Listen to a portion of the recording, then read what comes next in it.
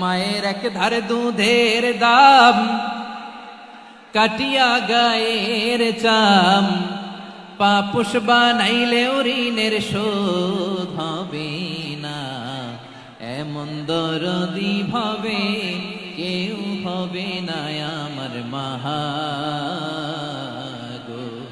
মায়ের এক ধারে দুধের দাম, কাটিয়া গায়ের চাম, পাপুষ বানাইলেও ঋণের শোধ হবে না।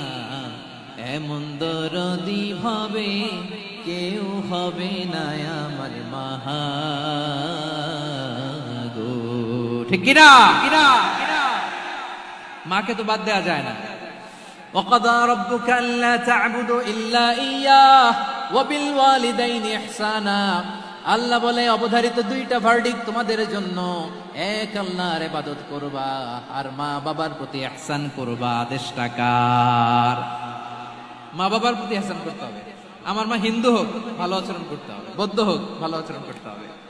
আমার যে সমস্ত হিন্দু ভাইয়েরা মুসলিম হয়েছে, তোমাদের মা বাবা এখনো মুসলমান হয় নাই, তাদের সাথে ভালো আচরণ করতে হবে। আপনাদের খেদমত নিজে করতে হবে অথবা খেদমতের ব্যবস্থা করাই দিতে হবে। মান্থলি যে খরচ লাগে এটা দিতে হবে।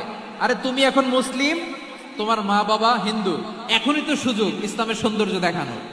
এখন মা বাবা যদি দেখে আরে এটা হিন্দু থাকতে তো বদমাইশ ছিল, বেয়াদব ছিল, কি এমন ধর্ম সে গ্রহণ করলো যেটা গ্রহণের সাথে সাথে সে পাল্টে গেল?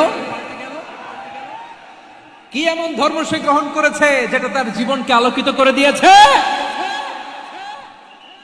নসিব ভালো হইলে তারাও কালিমা পড়ে মুসলমান হয়ে যাবে।